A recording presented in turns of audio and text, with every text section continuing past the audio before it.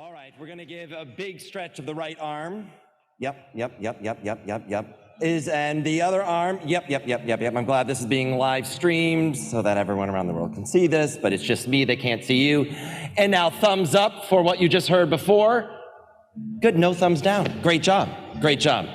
So, ladies and gentlemen, it is my pleasure to now officially start the closing ceremony of the Schools 2030 Global Forum. Only educators can be marathon runners, so we trust that you can stick with us right to the end, but we do promise in between the next panel and the last handover, a wonderful Fado farewell performance. And then at the very end, there is a very special surprise that also all of you will be walking away with and also continuing the journey. So please stick with us, whatever you have to do. If you need to kind of wiggle, please feel free to do it, perhaps not on camera like myself. So at this time, I have the distinct pleasure of welcoming the CEO of Aga Foundation from the Kyrgyz Republic, Dilia, to me. The full name I've actually never pronounced in my life, so I will leave that to yourself to introduce yourself to do so, and to then introduce the panelists for the final session. So please give a round of applause for Dilia.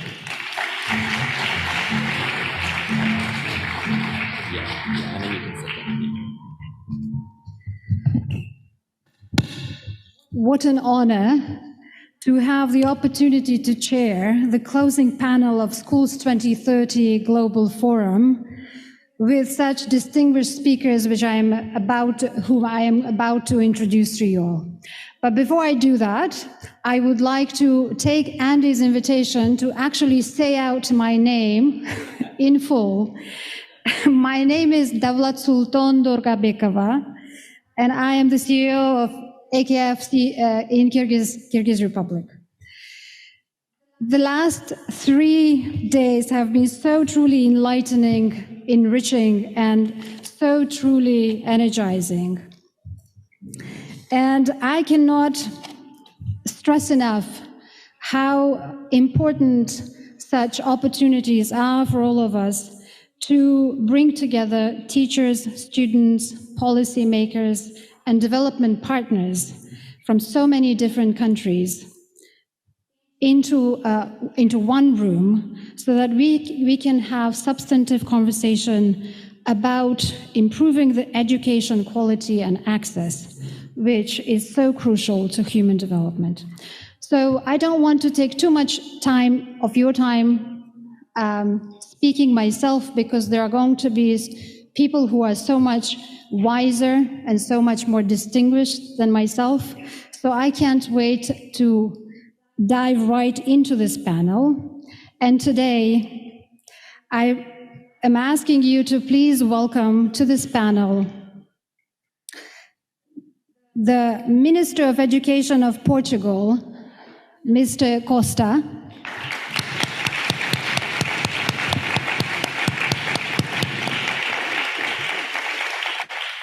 the Minister of Education and Science of the Kyrgyz Republic, Mr. Iman Aliyev,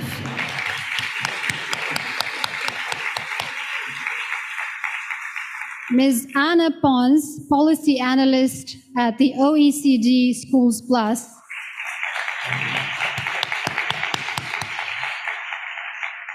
Mr. Brad Olson, the Senior Fellow at Brookings Center for Universal Education,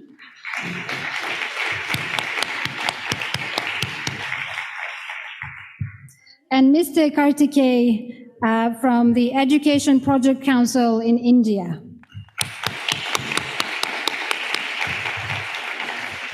And I will join the panel. Please.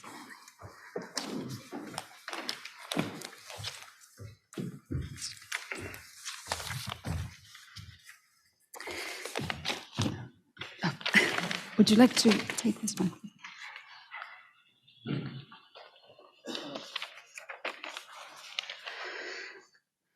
Again, it's such an honor to welcome you to this panel and to have the privilege to be leading this panel at the closing ceremony. This discussion is going to take part in two will have two components. In the first part, I will ask each of our esteemed panelists to look back on the last 3 days of the Schools 2030 Global Forum and hear about what we have learned, what stood out to us as aha moments, and how we can work together to promote more inclusive schools and pluralistic learning societies for all. In the second part, I want our panel to build a 5-point action agenda for the Schools 2030. And to think about what should we be focused on and what should be our priorities as a Schools 2030 movement. So to jump right into the part one of our discussion, I would like to first invite Anna, yourself, with my first question. So Anna, you are from the OECD and just last week you held the launch of the OECD Schools Plus initiative. Looking back over the last 3 days of the Schools 2030 Forum, could you tell us a little bit more about what Schools Plus is and how this connects with what you've gained from this year's Schools 2030 Global Forum? Thank you, Vivian, and good afternoon, everyone. We are finally closing 3 really exciting days. And yes, for us at the OECD, we were really excited just very recently to launch the Schools Plus network, which is a new OECD initiative, a new network, a new alliance of 40 different governments and 30 global organizations, many of which are represented here to actually provide a space for all of those that are driving change from the bottom up. And you might think, well, but you are the OECD, so it's a bit of a contradiction to actually be providing a space for those that are driving change from the bottom up. But actually, when we look at innovation, innovation is increasingly happening from the ground.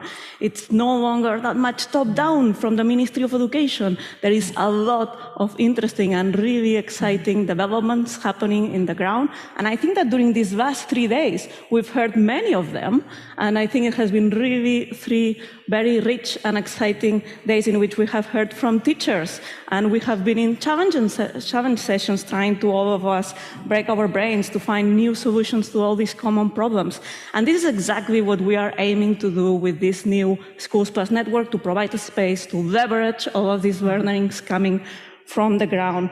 But let me be a bit more concrete and focus on 3 things that I feel personally that I've learned from these 3 days with you all. The first one is on the power to learn from each other. In the opening, Minister Costa was referring to the meeting he had with the Tanzanian minister, and that despite being from very different contexts, there are opportunities to learn from each other. And perhaps it can even be more inspiring because we are all working towards the same challenges, helping our students learn, develop, and thrive. Or we heard this morning from the Portuguese student, Darius, that for him it had been a really splendid experience being able to meet with the students from different countries. And this openness, this effort to look outwards, to look beyond our own context, we believe can be really inspiring and can ignite new change. And we've not been very good at education at doing this. When you look at other sectors, there is a lot of cross-border learnings. There is not that much in education, and particularly coming from the ground. And we actually saw this in the OECD video study, in which we filmed classroom and we tried to better understand teaching practices and how they relate to student outcomes. And even if we were only looking into one very narrow topic, quadratic equations, you will be surprised to know how many differences we observe on how teachers teach quadratic equations in the 8 different countries that participated in that project. But Nadi this morning reminded us that of the importance of definitions. And I think that the overall theme of this conference, inclusivity and pluralistic, it's kind of a real good example of this. What do we mean by that? Unless we are able, as an international community, to come with a common language, to come with common definitions, we are not going to be able to move further and to really look into have deeper conversations and better understand our respective approaches. The second thing that stood out for me from these 3 days is this tension between targeted and universal solutions. We heard a lot of different initiatives, but at the end of the day, there was something in the back of my mind, like at the end, we are thinking about transforming education, if we want to put it in UN terms, right? And to what extent, what is the role, as we heard in also the opening session from some of the foundations that are present and supporting this AKF initiative, it's like, what is the role of this private money? How can it help us take risks and do many things that the OECD governments at least are not, or are less, or are more risk adverse, and therefore cannot do that easily, And in this role and this journey of transformation, I believe that there is a lot that we can do here together. And this is not something new. I remember being in Bishkek with Deputy Minister Ashambayeva in 2016, and we're already discussing on how to do that. But I think we need to get together and finally make it happen, because there are too many people at the margins. There are too many people for whom our current education model is not working. And for us at the OECD, what this means is that we need to shift our focus and to invest more on teachers. Teachers are really, or are the ones that are going to be the game changer into these new models. And it's not just about focusing on one type of pedagogies or another type of pedagogies. What we want to focus on, and where we believe the change is actually on empowering teachers to use their professional judgment. So providing them with a whole toolbox of different strategies so that they can draw on their own professional judgment to adapt and to use the strategy that fits better with the context of their own class and the topic that has to be taught. I think we heard as well this morning from David the difficulties as well of teacher change and the difficulties of mindset and the importance of respect. And egoists were reminding us of this just now, the need to trust teachers. In our TAVI survey, we actually asked teachers whether they felt that they were heard by their education ministries, and just 1 out of 10 said yes. So definitely there is a lot more that we can do to trust and to listen to teachers. But this also means, I think, and here comes the collective challenge, that we need to change the way in which we are seeing teachers. And we need to start seeing teachers as experts. And seeing teachers as experts means that we need to move beyond showcasing interesting initiatives to actually build collective expertise. And this means that we need to, all of us, get better at capturing teacher expertise, at sharing teacher expertise, and at scaling it. And this is really at the heart of what we are aiming to do with this Schools Plus network. There is a lot that we have invested in education in recent times. We know more about what works. And if you look into the most rigorous studies, when these are replicated in other contexts, only 1 out of 3 actually still have positive results.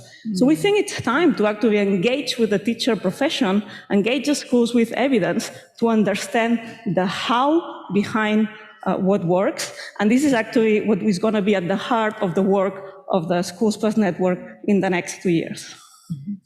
That's brilliant. Thank you. And I love the idea, obviously, of putting the teachers in the very center of the entire process, and the idea that innovation doesn't necessarily come from top down, but we need to really think a lot more from a bottom-up approach. Minister Costa, you attended the Schools 2030 Global Forum in Tanzania last year, and now you have hosted the second Schools 2030 Global Forum here in the beautiful Porto.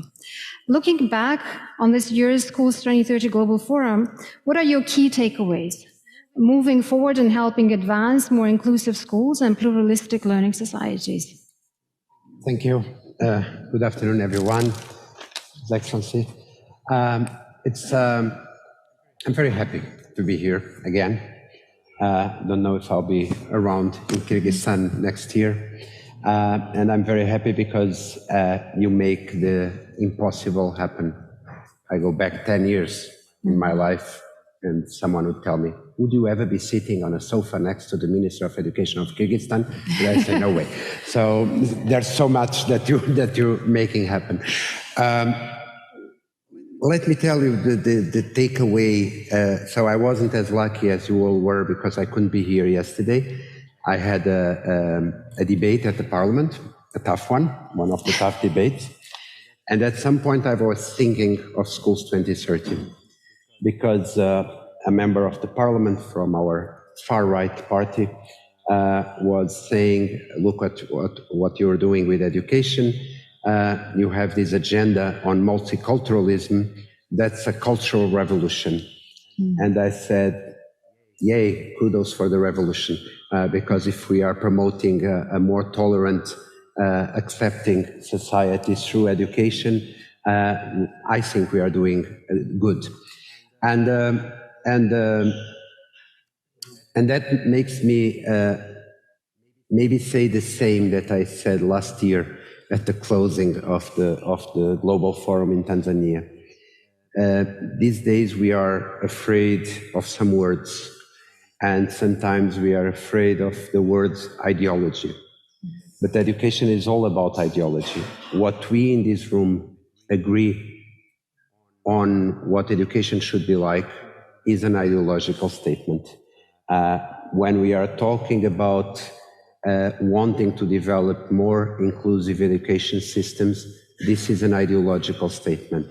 It is at odds with a view of school that is meritocratic, that is only for some, in which all is in the shoulders of the student, or all is in the shoulders of the family of the student. It is ideological because we are thinking of a whole child approach to the curriculum, because we know that learning mathematics, language, science is as important as developing social and emotional skills. And so let's not be afraid of assuming that that education is about ideology in the first place. Otherwise, we will be trying to find fake unanimity and fake consensus on the definition of education. And that's the worst that we can have. So that's what I take from these 2 days. For me, it's 2, not 3. And also what I took from the Global Forum in Tanzania last year. Unlike Anna, the more I think about this kind of community that we are creating here and these global debates on education, I don't think we should not think of education as a kind of set of concentric circles, because we'll always try to put someone in the center, and we will always fail if we choose one to be in the center. If we say teachers are in the center, the students here in the room will say, what about us? If we say the students are the center of education, the teachers will say, and they tell me, you forget about the teachers, you only care about the students. So this is a multi-centered world, and we can only progress if we hold together and we are all in the center. Otherwise, we'll miss the focus. And I think this is one of the takeaway messages from the Global Forum this year and last year, is that we need to sit together, and we need to put all of us in the center, because education is a communitary mission, is a mission for the development of the society. It's not only for the development of individuals. And then pluralism, inclusion. It's about a common goal. It's a project. Inclusion is a project. Inclusion is never concluded, because when we take one step, we'll look around us and we'll see there's still someone to include. So this is a societal goal, but it has to be with individuals. There's a comparison I use a lot. Maybe I'll repeat myself, but I'm short-sighted. And there is this idealistic view that education is for homogeneous groups, that we are talking to the students. And I'm short-sighted. If I take out my glasses, you all look the same. You all look blurred. The bald ones have hair right now. So I can stay without my glasses for some of you. But I don't see anything. I don't see the specificity of each individual in this room. So what the Global Forum is giving us is the ability to put on the lenses, to look at the individuals, to achieve a common goal for a better society, which is an ideological statement. Absolutely. Thank you so much.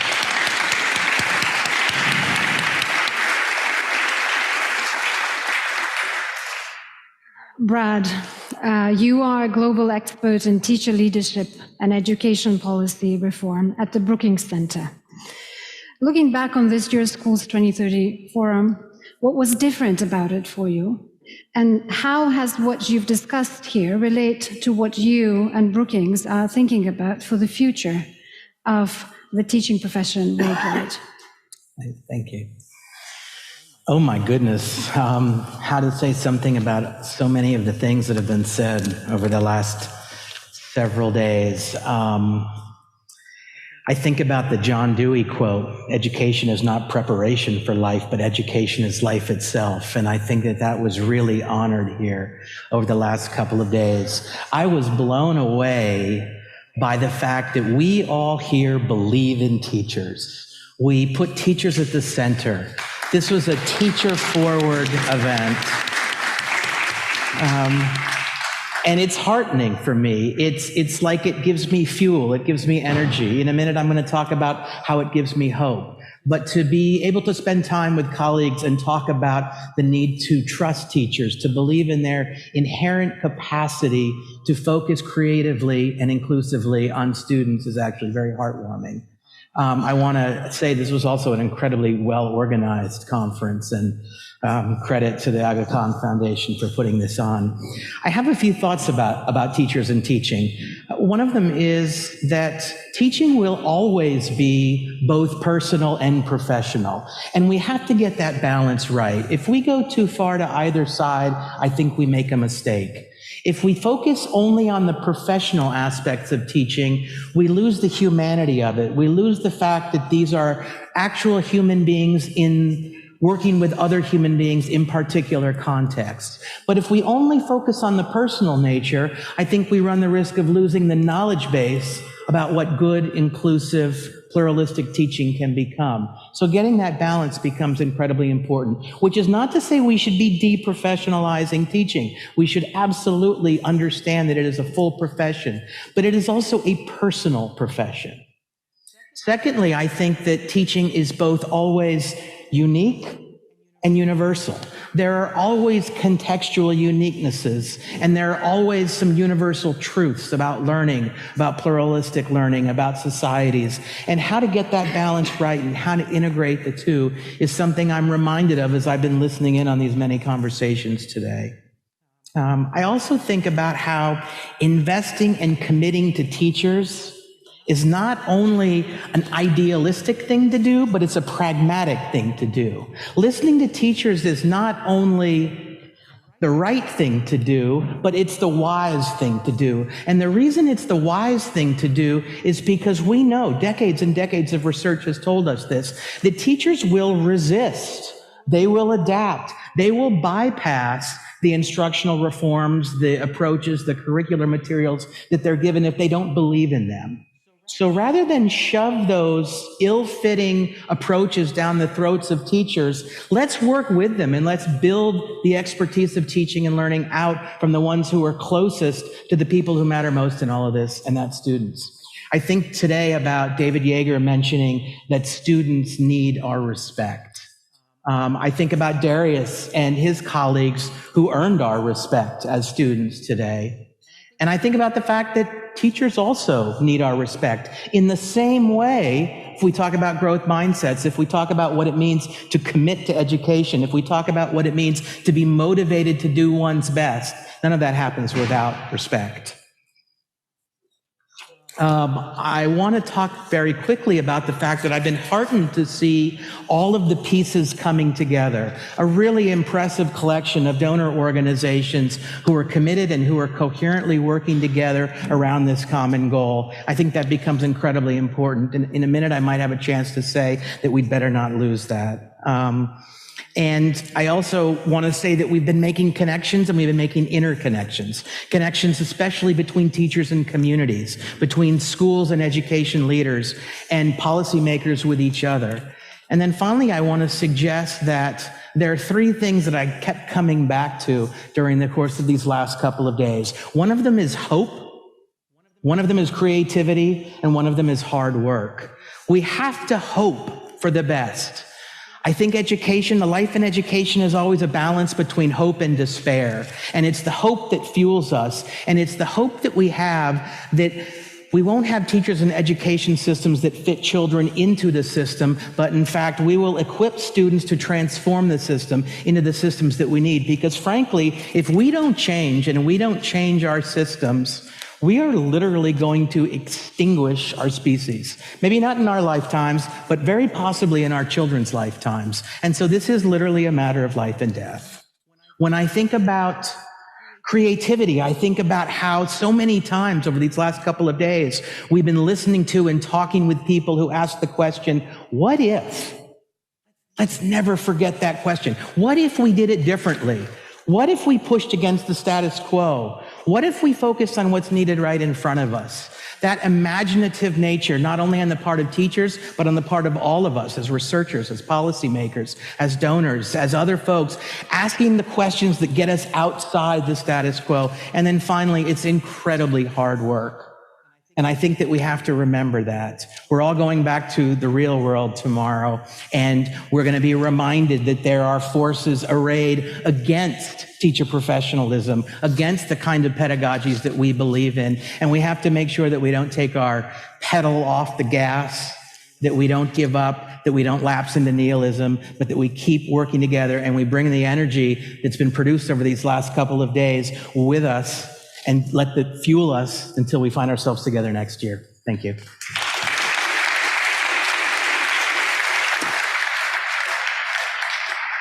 Thank you so much. I think this trio of hope, creativity, hard work is something that will stick with me after this panel discussion.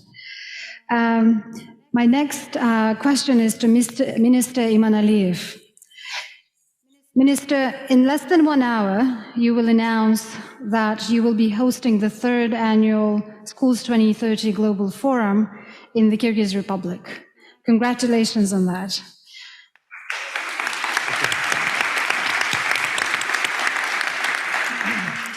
And I know that we're all very much looking forward to meeting you in Kyrgyzstan. But looking back on this year's forum, here in Portugal, how do you think we can better support teachers to be leaders of inclusion and innovation moving forward in Kyrgyzstan?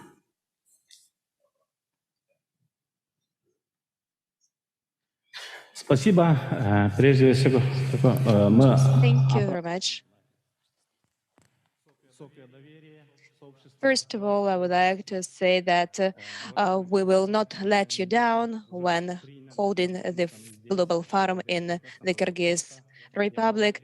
We've spent in this wonderful city of Porto 3 days, and I would like to thank the hosts for a wonderful organization of this event. Throughout these 3 days, we realized that inclusivity is possible. We just need some time, knowledge, and skills. And we see that there is trust in education, trust in teachers. Teachers are power. When teachers from all countries bring their efforts together, we can make this a reality. As regards our role of teachers, their leadership in education, I can say that it's possible. But we have to support teachers, providing them with resources. In the first place, here I imply textbooks, equipment, software, and other resources which are inevitable for the development of educational skills. Then the second thing to mention is the professional development of teachers. Our teachers are obliged to undergo professional development courses once in 3 years. Within 18 months, 36,000 of teachers are going to undergo professional development, including conferences, trainings, and mentorship programs. We do need uninterrupted dialogue and debates. Our students are expected to learn for 10 or 12 years. At the same time, teachers have to learn throughout their lives. It's lifelong learning for them. Many leaders present here, many teachers shared their experience at this forum. We value this. And finally, I have to mention the support from the school administration. There are some schools which can be recognized as leaders that comply with international standards, that received international certificates. However, at the same time, there are still schools that might do better. There are schools that educate students who win important prizes at the international level. At the same time, there are schools that are idle, that do nothing. And I think everything depends on the school principals. School principals are leaders, managers, and the diplomats at the same time. The school principal has to work with teachers, with students, with parents, with organizations, and with representatives of civil society as well. And finally, what is important? It's important to provide incentives for creative teachers. All kinds of incentives.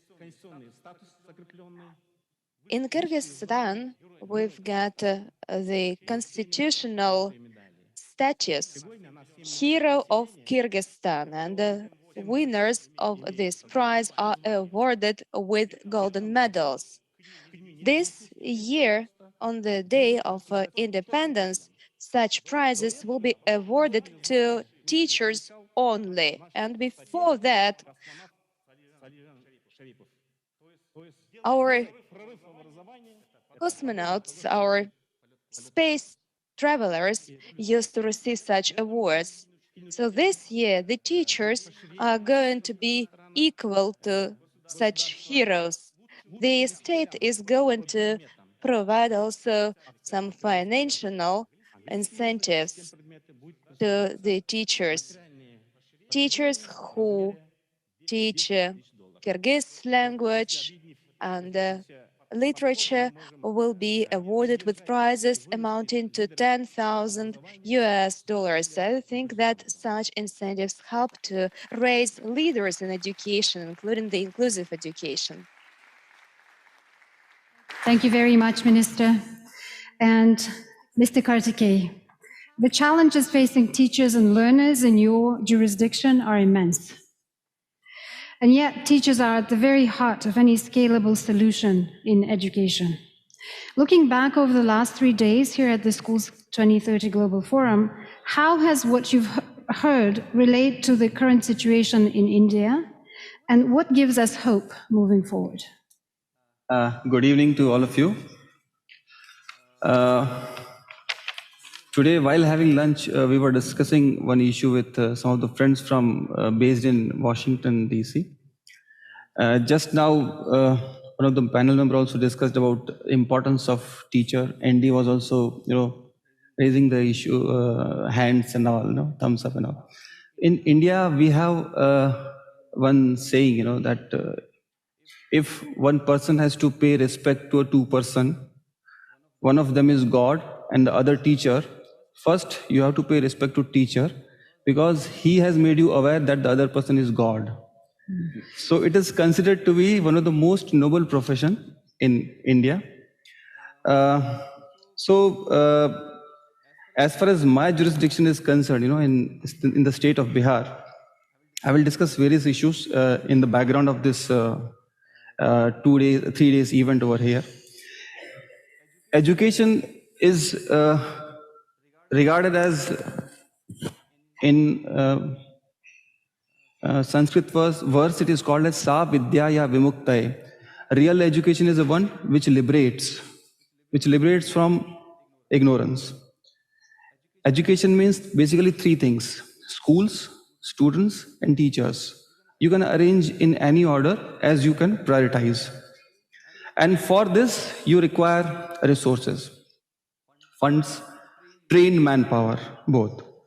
Now, the things that we discussed in last 3 days, one can make out that CSOs, the NGOs, the international funding agencies, they help in supplementing both these things: research-based, evidence-based studies, technologies, pedagogies, that helps in government effort to bring education for all. We have various CSOs working in ECD, elementary education, IT infrastructure, menstruation awareness, digitization, training of teachers, learning disabilities, technical assistance, etc. Right now, one of the very big CSO in Bihar is conducting a summer camp. This is a period of vacation, summer vacation in India, in which we are trying to bridge the learning gaps for class appropriate students, for class grade 5 and 6, in which 100,000 volunteers are doing service, and they are teaching around 15 lakh students from 1st June to 30th June. Now, this is a very big effort of one CSO working in Bihar, and government is fully supporting it. The challenges discussed in last 2 days are very, very relevant to the sector, very, very reflective, very important to understand the sector, how to make things clear, better. Anything saying about it will be a repetition for me. So inclusiveness, equity, assessment, diversity, pluralism, all we have discussed, and these are very, very important needs of the time for entire world. There are some more issues which we need to take into consideration, I believe so. Like schools, students, and teachers. For these three things, we need resources. In developing societies or low-income societies, resources are less. So obviously, if resources are less, the education for all concept or the pluralism or inclusiveness is questionable. The dropout is very high in such societies. There is nutrition availability question. The retention issues are there. And there are incentives for the learning outcomes which needs to be focused. And for every society, there are priorities. And as per priorities, there are priorities for the education system as well. So based on employment or the economy condition of the society, the vocationalization of education, skilling, these issues also needs to be considered. We all are outcome of education. Whatever we are outcome of our education system wherever we have studied. And there is always scope for improvement, reforms, improving the standards. So it is clear that the one who is educated has better life chances and has a better living standards. So we all need to provide that better education conditions are available for all. We emphasize that CSOs or the funding agencies should focus in particular area, in particular sector, or for a particular number of schools, so that it becomes center of excellence in that area, so that others can visit it, others can see it, and others can replicate it on their own. As a government, we can facilitate at local level. There are various hurdles which you can help in removing those hurdles. Local support, logistic issue, collaboration with local representatives. These all are basic things which CSOs face in delivering their targets. So there is a huge responsibility upon us, all of us, and I believe that we all have to, make sure that we remove this might word by must. That how must we foster more inclusiveness? That's brilliant. Thank you. Thank you so much. Thank you.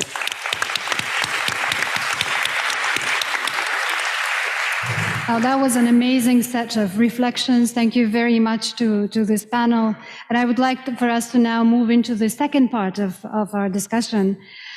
Since we are, I think, running out of time, we have about 10 minutes, which essentially means that I would like to give 2 minutes to each of you to think about what is the agenda of action that needs to be taken in the next 12 months until we meet again in the Kyrgyz Republic, so that at the end of this discussion, we walk out of this panel with 5 key points. So, first I would like to ask you, Minister Costa, what is one goal that you would like the Schools 2030 global community to achieve together by June of next year, and why do you think it is important? That was very mean of you to make me be the first, because I was still thinking. But I think there is one thing that I'd like to see. The schools that are here are lighthouse schools, and they can function as lighthouse schools. I know very well the Portuguese schools that are here. I'm so very much proud of these teachers that from these schools in Portugal. But we need, and I think this is a challenge for the continuation of the Schools 2030 network, is to give us notions and means and ideas on how to scale up. Otherwise, we'll be keeping preaching the converted ones. So scaling up, I think, is the big goal for next year, in my view. Wonderful. Thank you. Thank you. Brad, what is that one goal that you would like this community of Schools 2030 to achieve together by June of next year, and why do you think that is important? Well, maybe I'll take the responsibility home to my own organization as well as share it out here. You asked me earlier about what I can take from this and bring back to Brookings. And I think about how these last couple of days have really imbued me with a desire to very strongly wrap the work of the Central for Universal Education at Brookings around centralizing local needs and expertise, and focusing on holistic systems change and scaling up these innovative and promising examples, and also leveraging partnerships. And so we're trying to do that, and I think we're going to have to do that even more. We've got a new knowing, doing leadership network that we're beginning to launch with the generous support of the Lego Foundation, and I think we're going to need to build a lot of these principles in it. I'm honored to continue to work as part of the KICS initiative with the ROSI project, Research on Scaling the Impact of Innovations in Education, where we're really going to want to think about what does it mean to find the promising innovations and work with them to scale them, and also study what it means to scale some of these things so that they can take the scene over. And then thirdly, we are in the process of beginning to launch some new work around identifying and supporting and learning alongside promising teacher professional development groups around the world, because I don't think any of this is going to happen unless we understand that teaching is a whole system that needs development and support. In terms of what I think I might ask all of us for next year is that this work is hard. And we've had a real joy over the last couple of days to spend some time with each other as like-minded folks. And we're probably going to be reminded in the next couple of days that there are cultural histories that don't see teachers the way that we do. There are material conditions that don't allow for the conditions in many locations for teachers to do this kind of wonderful work that we're seeing. There are policies that seek to deprofessionalize teaching or standardize it or offer scripted curricula. There are underlying geopolitical and economic forces that may resist the notion of change. And what I think that we really need to do is not let those deter us. Come up with the good arguments and the good examples that we've showcased here today and use those carefully and use them collectively to push against that narrative so that we can actually create a movement of our own. Because I think it's movements that change the age. And I'm left with, there's a poem called The Writer by Richard Wilbur, and I'll use the last line of that poem. I wish for us what I wished before, only harder.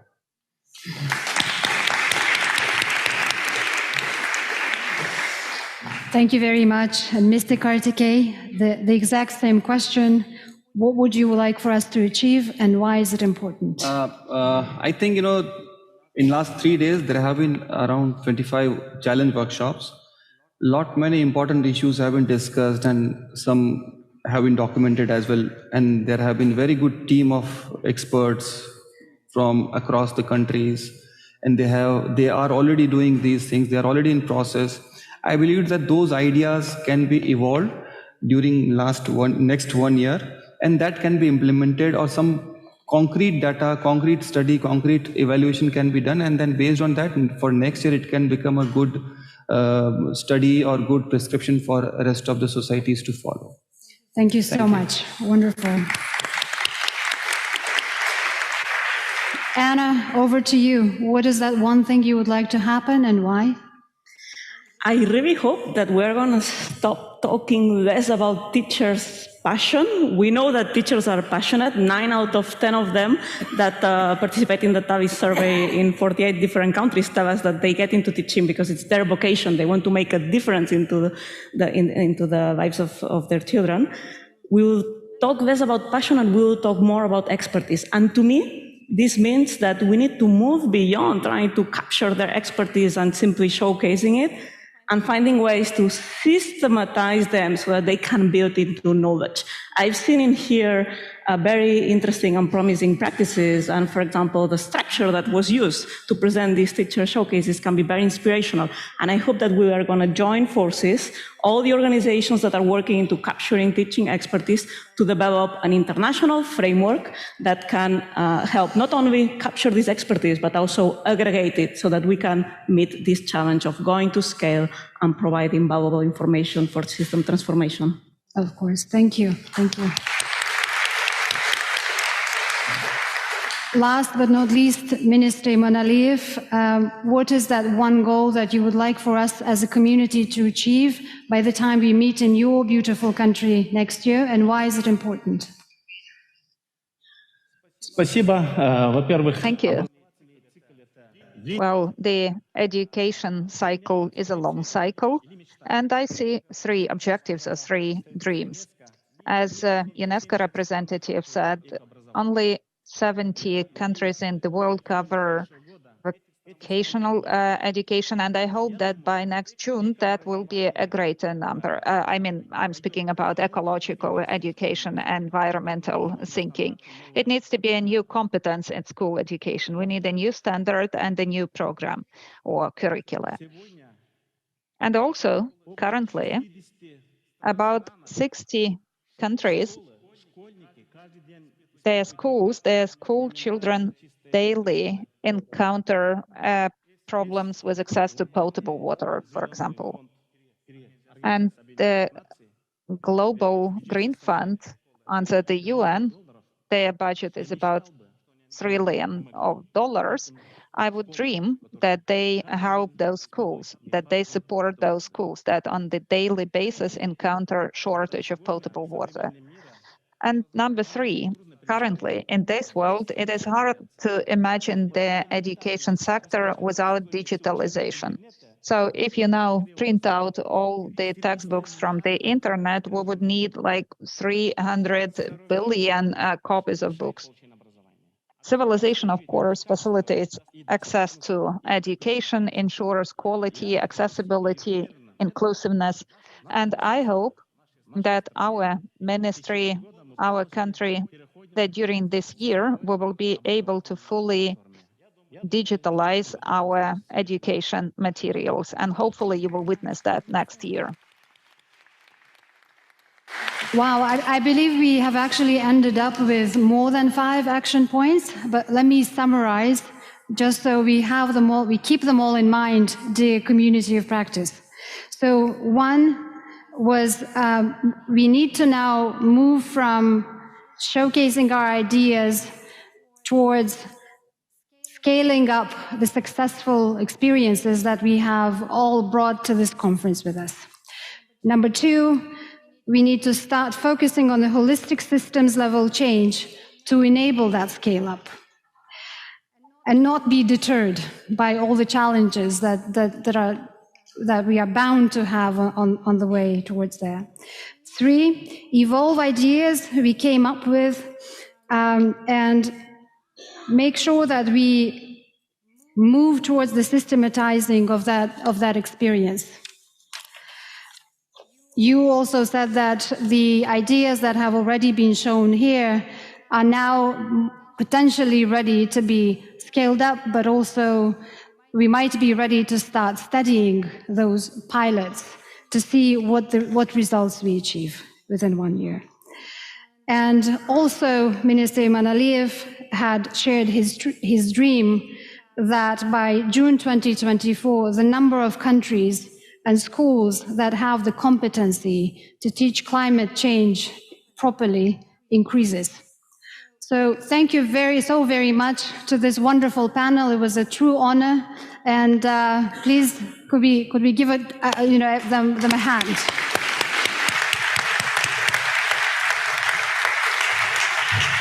Yeah, thank you.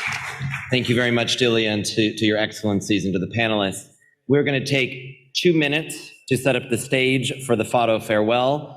Please take this chance to maybe stand up, and then after the Fado farewell will be the official handover. So in 3 minutes, the concert will begin. Thank you.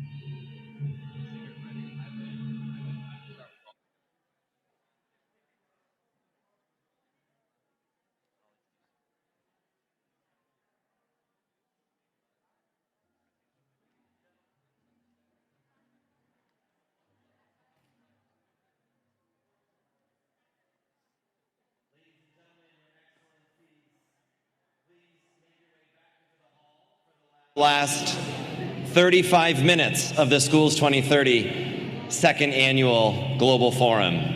At this time, it is my privilege and my pleasure to introduce to you someone who has been behind the magic and is an unsung hero of the entire Global Forum. Alexandra Marques is the head of education and ECD here in the Aga Khan Foundation, Portugal National Office. And she has been working since the last ceremony in Tanzania to this one. So can you please give the biggest round of applause for Alexandra?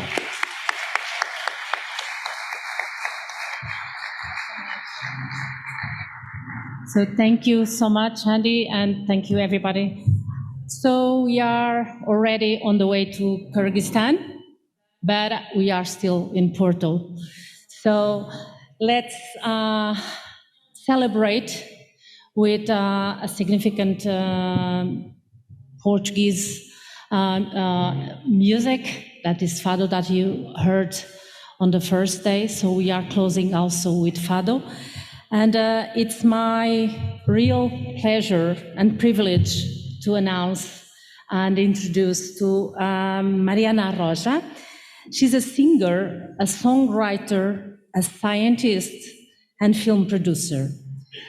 So she's one of the most versatile artists in Portugal, passionate about the Portuguese culture. Mariana started singing Fado in the UK, where she lived, and did her PhD in neuroscience. So again, like in the first day, combining education with arts inside it. Her projects incorporate elements of world music and promote Portuguese arts that are becoming extincted. She has won many and several international awards, and her work is presented, her music, alongside with two special artists also. So Pedro Barosa will be on the guitar, and Rui Pedro Claro on the Portuguese guitar. Please just welcome them to the stage.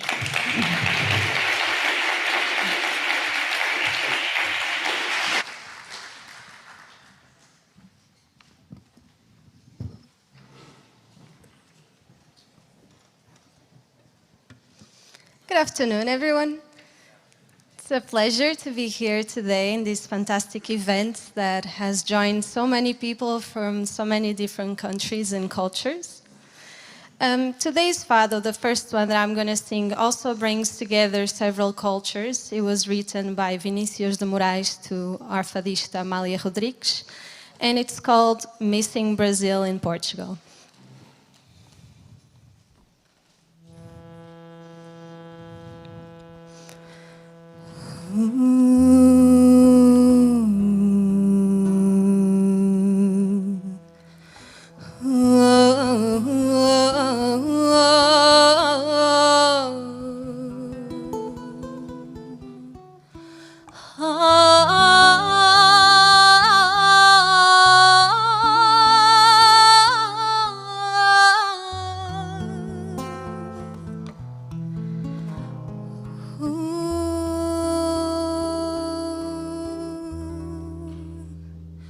O som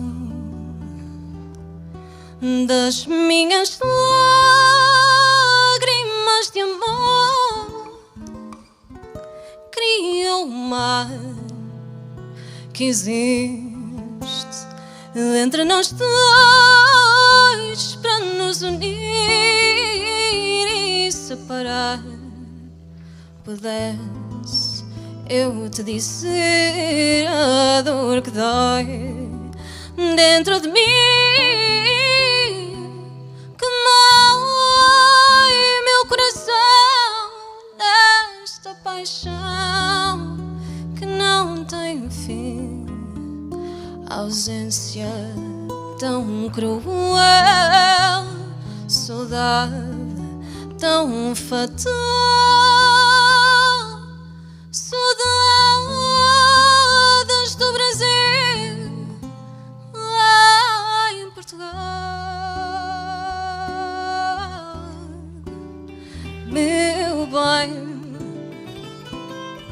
Sempre que eu vi isolamento crescer, desolador na voz do vento, sou eu em solidão, pensando em ti, chorando todo o tempo que perdi.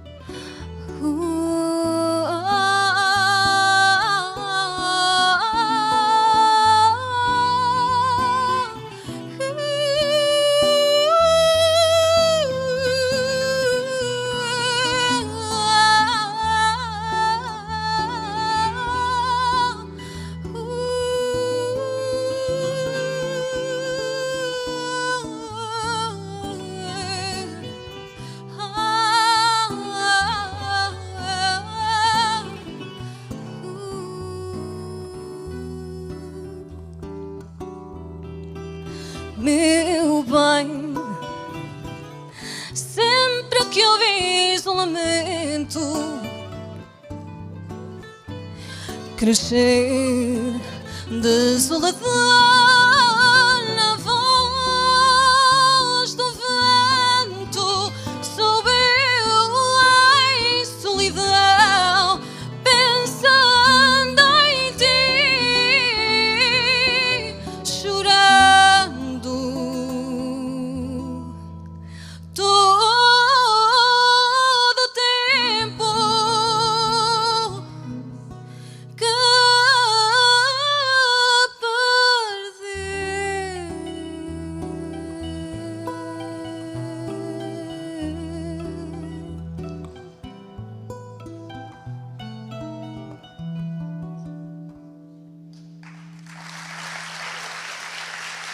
Thank you.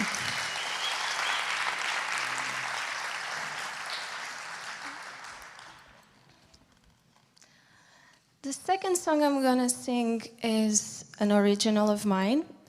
I don't know if you've noticed, but in Portugal, our pavements are mostly made of limestones that have drawings that tell the history of our country and everyone that lives in it. But it's an art that is becoming extinct. And this inspired me to sing a song about what the calçada, this art, means to us.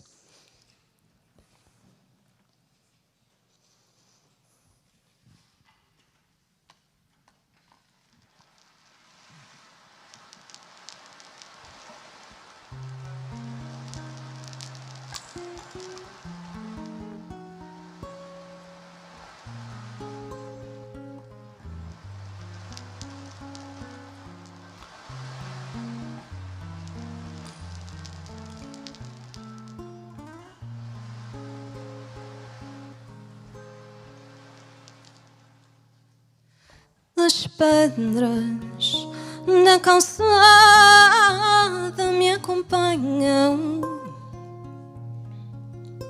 sentem a solidão que há em mim e ouvem os lamentos que me arranham.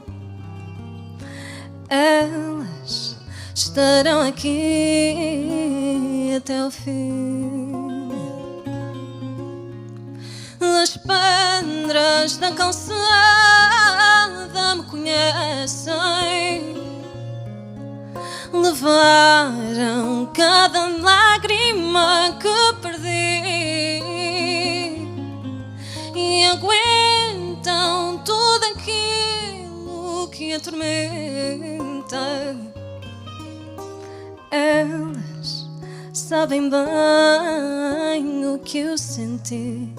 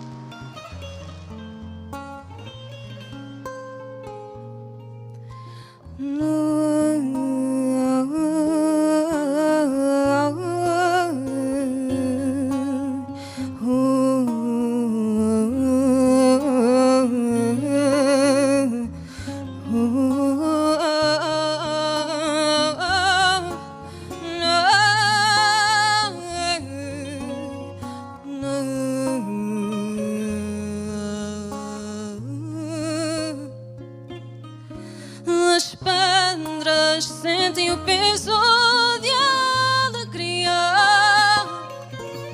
relembram cada sorriso do passado, e mesmo assim cansadas permanecem. Elas trazem sabedoria do meu lado. As pedras na calçada me conhecem. As pedras da calçada me conhecem.